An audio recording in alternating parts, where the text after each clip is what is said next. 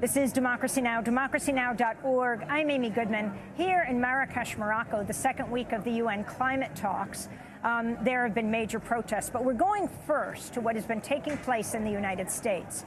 Over the weekend, protests around the world voiced opposition to U.S. President-elect Donald Trump. In Berlin, Germany, nearly 1,000 people gathered at the Brandenburg Gate, a short distance from the U.S. Embassy.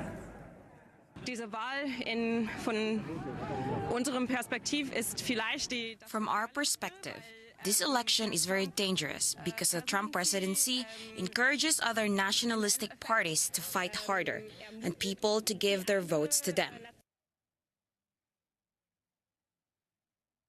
In the United States, demonstrators took to the streets to oppose Trump's campaign promises to restrict immigration and register Muslims and allegations that he sexually abused women.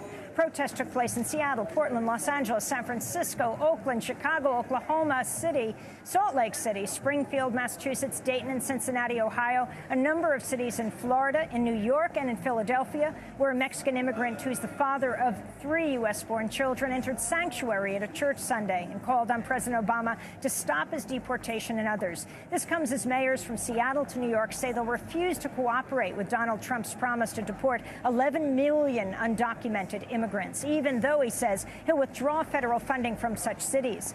New York Mayor Bill de Blasio vowed not to hand over the personal data of those who applied for the city municipal ID and said he would possibly even destroy the records if federal authorities attempt to use them to target people for deportation. Thousands of working-class immigrants marched in Manhattan on Sunday with their supporters. I'm here to support everybody, speak for my community that's afraid and they don't know where the country is going. And so together we could come up with a plan on what we can do next. A lot of things that are being talked about and people are trying to reverse the laws that are in place. I'm very concerned about that because I feel that would put our country back. And I feel that we should progress and be inclusive of everybody. Sunday's protests in New York marked the 5th straight day of protests against Trump in his hometown. On Saturday, an estimated 10,000 people marched to Trump Tower on Fifth Avenue as he met with his advisors. Democracy Now! Was there. Well, I think protests like this can't achieve anything very practical right now because he doesn't have any policy initiatives on the table. But what I think a protest like this can do is send a message to others in the country who are upset with this new president and also internationally that Americans don't support his racist, sexist agenda. We're going to go back right now to those protests in the street in New York. This is Renee Feltz reporting for Democracy Now! Just outside the iconic Union Square Park. That's a place for centuries people have gathered for protest. There's a protest underway right now against President-elect Trump. Already there's a block full of people next to me.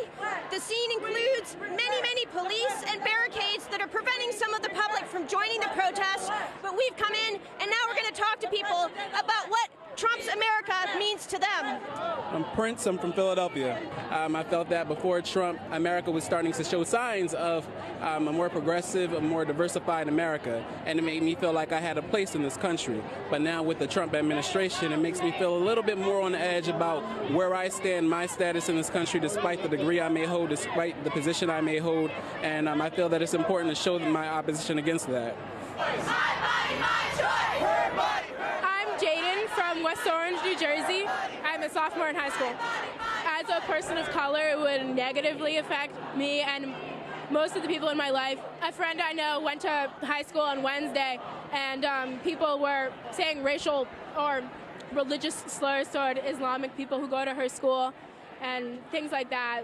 It's definitely prevalent. My name is Marie Noe. I'm with Max, my son. We started to hear that there are violence or abuses against the people of color, children of color in rural neighborhood in the United States, and that's a really dangerous sign. Here in New York, diversity is embraced, but you don't know what is going to happen even in progressive states like New York. and we really concerned that Trump administration is going to incite violence, hate, racism, and other dangerous policies which could affect or threaten safe environment for parents to raise kids. And you said you brought your son here. Hi, what's your name? Max. And what grade are you in? 6th. And do people talk about President Trump and the election at school? Yeah, sometimes. And have you heard anyone respond to the election? What are they saying? They said that Trump is going to start World War III. And Max, what does your sign say? Bigotry destroys democracy. Did you make that? Yeah. I see it also says protect kids from hate. And what are you trying to say with your sign? I'm trying to say that Trump uses bigotry against minority groups. How does it make you feel to see all these other people out here with similar signs and saying that they are also against bigotry? It feels like we have a louder voice in this. My name's Lauren, and I live in Flatbush, Brooklyn. And today my sign says, on one side, I love my Muslim neighbors, and on the other side, I love my Mexican neighbors, because I live in a heavily Muslim, Arab, Mexican, and Latin American community. And I just want them to know I love them. I'm an ally. I am watching anything that happens to them. If they need any support, they can come to me. Have you had a chance to say that to anyone directly, and what are those conversations like? I've gotten a lot of hugs.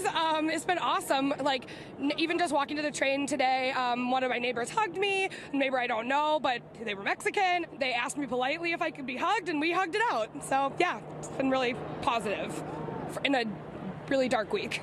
Now we're here on 5th Avenue. We've walked out of Union Square Park at 14th Street, north to 57th Street, where President-elect Trump lives, in Trump Towers. Behind me, a wall of police. Behind the wall of police, a wall of barricades. Behind the barricades, a wall of tourists taking pictures.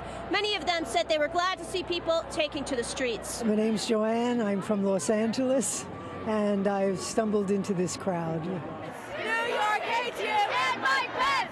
New York hates you! What do you think as you see these signs and see these people and hear their chants? I have mixed feelings about it.